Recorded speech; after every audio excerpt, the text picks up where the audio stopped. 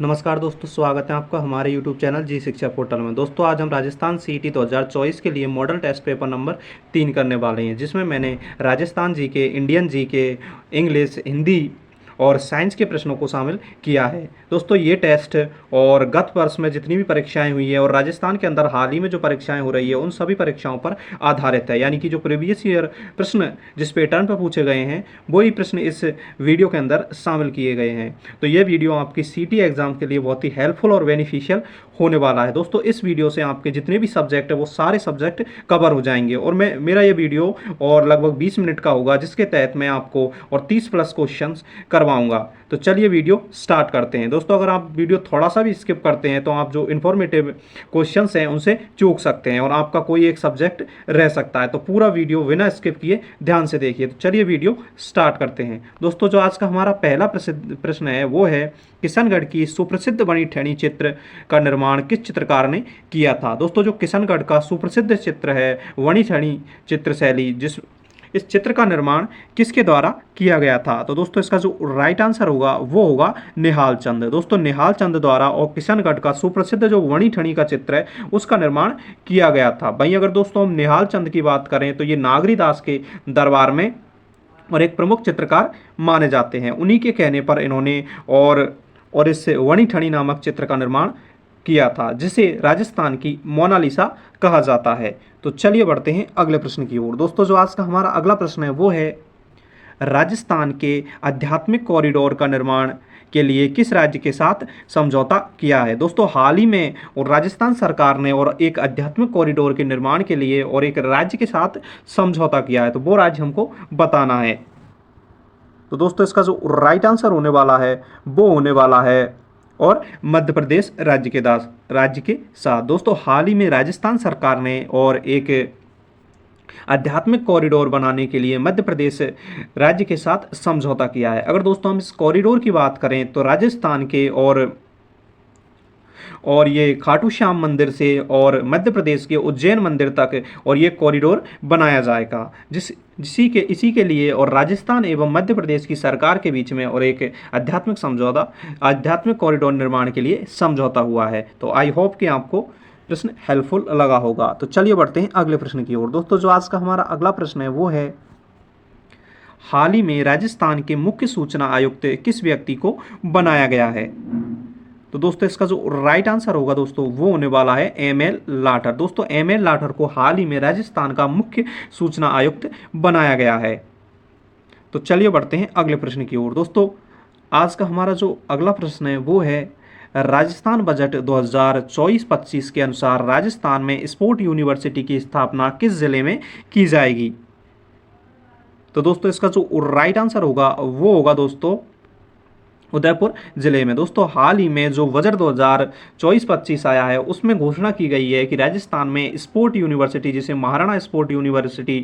Maharana Pratap sport university की स्थापना और उदयपुर जिले में की जाएगी। इस यूनिवर्सिटी का प्रमुख उद्देश्य और राजस्थान के अंदर खेल प्रतिभाओं को बढ़ावा देना है। आई होप कि आपको प्रश्न अच्छे लग रहे हों। तो प्लीज़ हमारे यूट्यूब चैनल जी शिक्षा पोर्टल को सब्सक्राइब करें। दोस्तों इसी प्रकार इस पर और सीटी एग्जाम्स के लिए मॉडल टेस्ट पेपर करवाए जाएंगे और जितनी भी राजस्थान के अंदर आने वाली जो एग्जाम्स है उन सभी के लिए इस चैनल पर आपको कंटेंट प्रोवाइड करवाया जाएगा। हमारा उद्देश्य आपको कम समय में अधिक और कंटेंट उपलब्ध कराना होगा। तो प्लीज़ हमें सपोर्ट करें और हमारे यूट्यूब चैनल जी शिक्षा पोर्टल को सब्सक्राइब करें और वीडियो को अभी लाइक करें।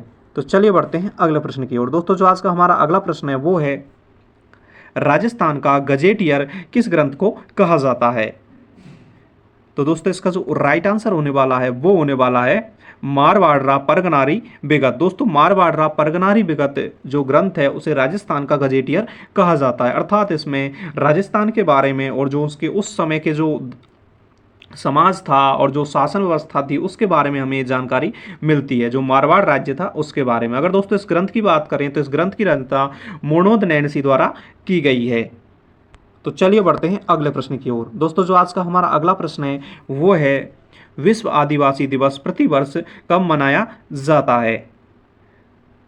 तो इसका जो दोस्तों राइट आंसर होने वाला है वो होने वाला है 9 अगस्त। दोस्तों प्रतिवर्ष 9 अगस्त को अंतर्राष्ट्रीय आदिवासी दिवस मनाया जाता है। इस आदिवासी दिवस मनाने का जो प्रमुख उद्देश्य है वो है आदिवासी लोगों के अंदर जागरूकता लाना और उनको अपने अधिकारों के प्रति सजग करना है। भाई अगर दोस्तों इस दिवस की शुरुआत की बात करें तो दोस्तों इसकी शुरुआत 1994 में और जो यूनाइटेड नेशन है उसके द्वारा की गई थी। तो चलिए बढ़ते हैं अगले प्रश्न की ओर। दोस्तों जो आज का हमारा अगला प्रश्न है वो है पाबु प्रकाश नामक ग्रंथ की रचना किसने की है।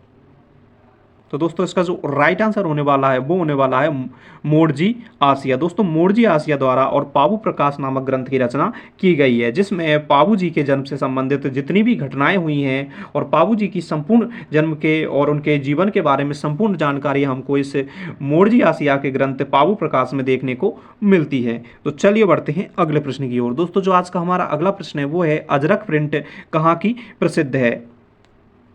तो दोस्तों इसका जो राइट आंसर होने वाला है वो होने वाला है बालोतरा बाड़मेर। दोस्तों बालोतरा बाड़मेर की और अजरक प्रिंट प्रसिद्ध है, जिसमें और विभिन्न प्रकार की जो चित्रकारियां हैं वस्त्रों पर वो की जाती है। तो चलिए बढ़ते हैं अगले प्रश्न की ओर। दोस्तों अगले प्रश्न बढ़ने से पहले आप सभी से रिक्वेस्ट है प्लीज़ हमारे यूट्यूब चैनल जी शिक्षा पोर्टल को सब्सक्राइब करें, आपके सपोर्ट की हमें बहुत ही आवश्यकता है। दोस्तों आज का जो हमारा अगला प्रश्न है वो है अणत नामक आभूषण शरीर के किस अंग में पहना जाता है। तो दोस्तों इसका जो राइट आंसर होने वाला है वो होने वाला है बाजू में। दोस्तों अणत नामक आभूषण और बाजू के में पहना जाता है। तो चलिए बढ़ते हैं अगले प्रश्न की ओर। दोस्तों जो आज का हमारा अगला प्रश्न है वो है भपंग वाद्य यंत्र राजस्थान के किस क्षेत्र में प्रसिद्ध है। दोस्तों जो भपंग वाद्य यंत्र है जिसको प्रमुख रूप से जो जोगी जनजाति है, जो जोगी जाति है उसके जो भोपे होते हैं और जो साधु महात्मा होते हैं वो इसको प्रमुख रूप से उपयोग में लाते हैं। तो इससे जो वाद्य यंत्र है इसका प्रमुख रूप से राजस्थान के किस क्षेत्र में ज़्यादा उपयोग किया जाता है। तो इसका जो राइट आंसर होने वाला है दोस्तों वो होने वाला है मेवात क्षेत्र। दोस्तों जो अलवर का और अलवर के जो आसपास का जो मेवात क्षेत्र है उसमें प्रमुख रूप से जो भपंग नामक आभूषण है, भपंग नामक जो वाद्य यंत्र है उसका प्रयोग किया जाता है। तो चलिए बढ़ते हैं अगले प्रश्न की ओर। दोस्तों जो आज का हमारा अगला प्रश्न है वो है कजली तीज महोत्सव राजस्थान के किस शहर में आयोजित किया जाता है। तो दोस्तों इसका जो राइट आंसर होने वाला है बूंदी। दोस्तों प्रतिवर्ष और भाद्रपद कृष्ण तृतीया को राजस्थान के बूंदी शहर में और कजली तीज और का जो महोत्सव है, जो मेला है, उसका आयोजन किया जाता है।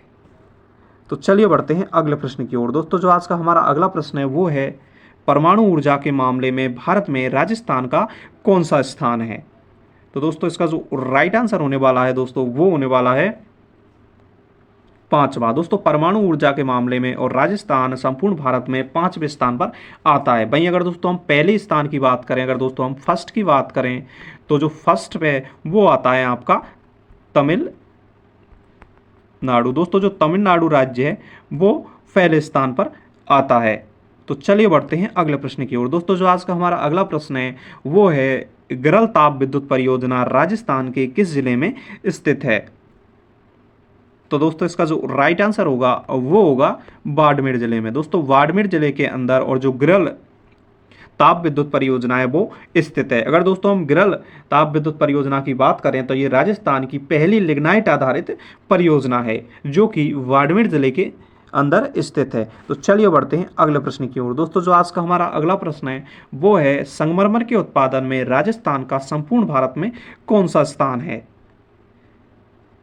तो दोस्तों इसका जो राइट आंसर होने वाला है वो होने वाला है पहला। दोस्तों संगमरमर के उत्पादन में और राजस्थान का संपूर्ण भारत में पहला स्थान है। अगर दोस्तों हम संगमरमर की खानों की बात करें तो राजस्थान में विश्व प्रसिद्ध जो मकराना की खान जो कि नागौर जिले के और जो नागौर जिले में हुआ करती थी, जो वर्तमान में और डीडवाना कुचामन जिले में स्थित है, वो पाई जाती है। इसी से जो निकले हुए संगमरमर से और प्रमुख रूप से जो ताजमहल है और कोलकाता के अंदर जो महल है उन सभी का निर्माण और इसी खान से निकले हुए संगमरमर के द्वारा किया गया है। वहीं अगर दोस्तों राजस्थान में अनेक अन्य खाने भी हैं जिनसे अनेक प्रकार के संगमरमर निकाले जाते हैं। तो चलिए बढ़ते हैं अगले प्रश्न की ओर। दोस्तों जो आज का हमारा अगला प्रश्न है वो है राजस्थान में जिप्सम के सर्वाधिक भंडार किस जिले में हैं। तो इसका जो राइट आंसर होने वाला है दोस्तों वो होने वाला है नागौर। दोस्तों नागौर के अंदर और राजस्थान में जिप्सम के सर्वाधिक भंडार है, यानी कि नागौर जिले का और जो गोठ मांगलौद नामक जो क्षेत्र है वहाँ पर राजस्थान में जिप्सम सर्वाधिक मात्रा में पाया जाता है। तो चलिए बढ़ते हैं अगले प्रश्न की ओर। दोस्तों जो आज का हमारा अगला प्रश्न है वो है सातवाहन वंश की स्थापना किसके द्वारा की गई थी, यानी कि दोस्तों जो दक्षिण मध्य भारत का जो एक प्रमुख राजवंश हुआ करता था सातवाहन वंश, उसकी स्थापना किसके द्वारा की गई थी। तो दोस्तों इसका जो राइट आंसर होने वाला है वो होने वाला है सिम्मुख के द्वारा। दोस्तों जो सिम्मुख थे उनके द्वारा और सातवाहन वंश की स्थापना की गई थी। अगर दोस्तों इस वंश की बात करें तो इस वंश का प्रमुख रूप से शासन मध्य आंध्र प्रदेश और महाराष्ट्र राज्य के अंदर स्थित था। अगर दोस्तों इस वंश के सबसे प्रतापी शासक की बात करें तो गौतमीपुत्र सतकर्णी इस वंश का सबसे प्रतापी शासक माना जाता है। तो चलिए बढ़ते हैं अगले प्रश्न पर। दोस्तों अगले प्रश्न पर बढ़ने से पहले आप सभी से रिक्वेस्ट है, अगर वीडियो पसंद आ रहा है तो प्लीज़ हमारे यूट्यूब चैनल जी शिक्षा पोर्टल को सब्सक्राइब करें। दोस्तों इस पर आपको इसी तरह के और टेस्ट पेपर करवाए जाएंगे। तो दोस्तों जो आज का हमारा अगला प्रश्न है वो है चंद्रगुप्त मौर्य ने किस धर्म के अनुयायी था। दोस्तों इसका जो राइट आंसर होने वाला है वो होने वाला है जैन धर्म। दोस्तों जो चंद्रगुप्त मौर्य है वो जैन धर्म का अनुयायी था। अगर दोस्तों हम चंद्रगुप्त मौर्य की बात करें तो इनके द्वारा ही और भारत के अंदर मौर्य वंश की स्थापना की गई थी।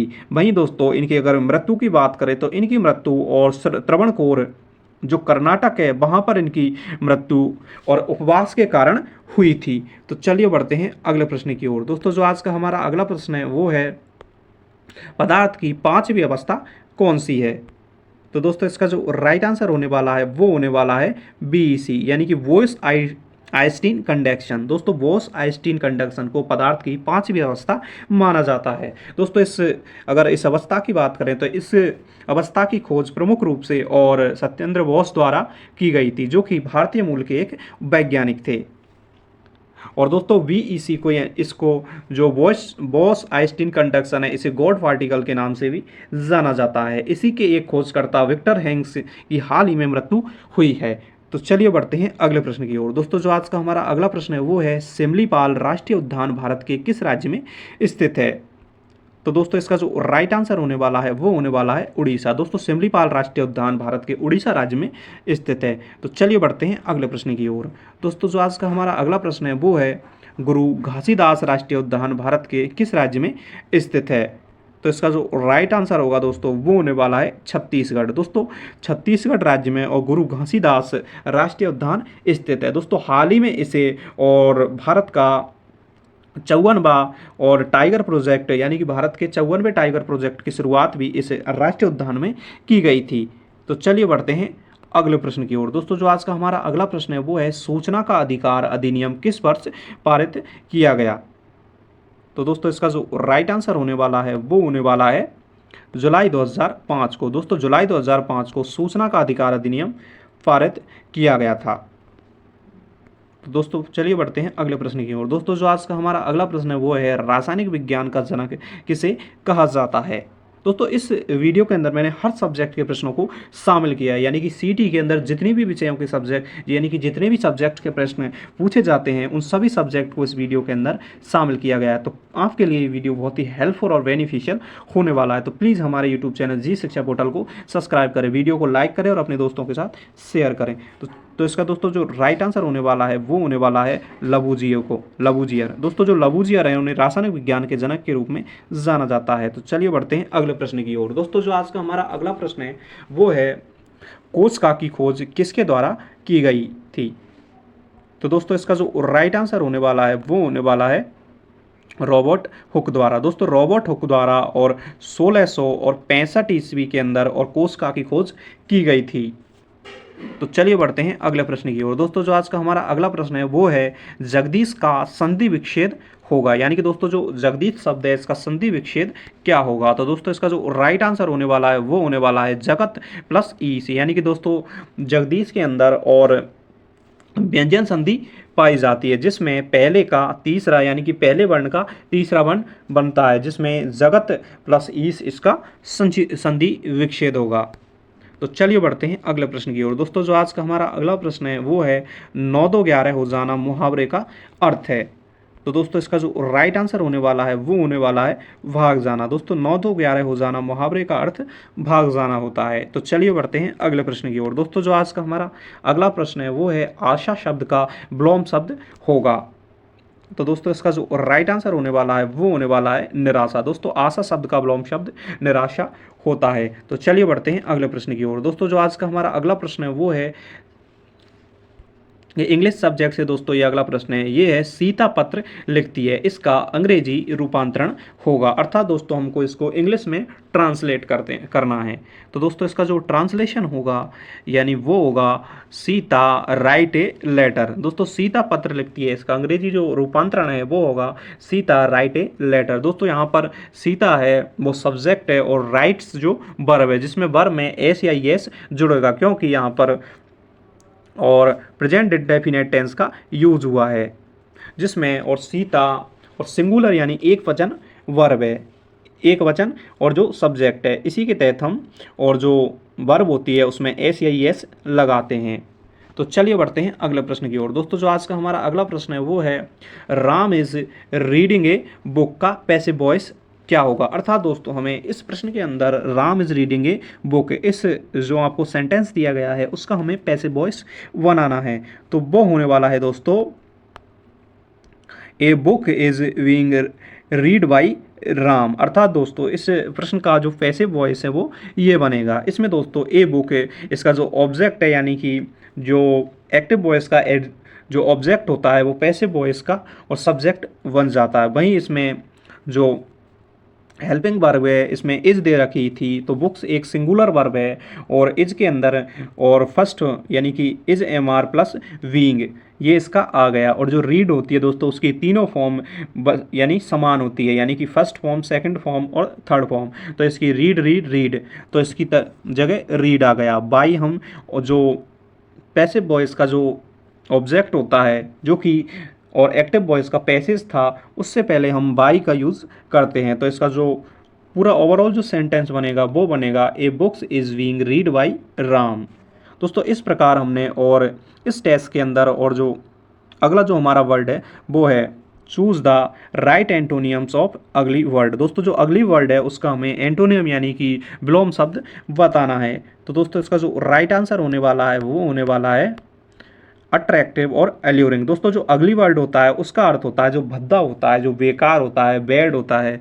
और वहीं इसका जो एंटोनियम होता है वो होता है अट्रैक्टिव और अल्यूरिंग, यानी कि अट्रैक्टिव जो आकर्षित करने वाला होता है, जो मनभावन चीज़ें होती है उनके लिए हम इस शब्द का यूज करते हैं। आई होप कि आपको वीडियो पसंद आया होगा। दोस्तों प्लीज़ हमारे यूट्यूब चैनल जी शिक्षा पोर्टल को सब्सक्राइब करें और वीडियोज़ को अपने दोस्तों के साथ शेयर करें। मैं आपको विश्वास दिलाता हूँ कि इस चैनल पर आपको CT एग्जाम्स के लिए ऐसे ही आपको मॉडल टेस्ट पेपर और कंटेंट प्रोवाइड करवाया जाएगा। तो प्लीज़ हमें सपोर्ट करें और अभी हमारे यूट्यूब चैनल जी शिक्षा पोर्टल को सब्सक्राइब करें। Thanks for watching. धन्यवाद।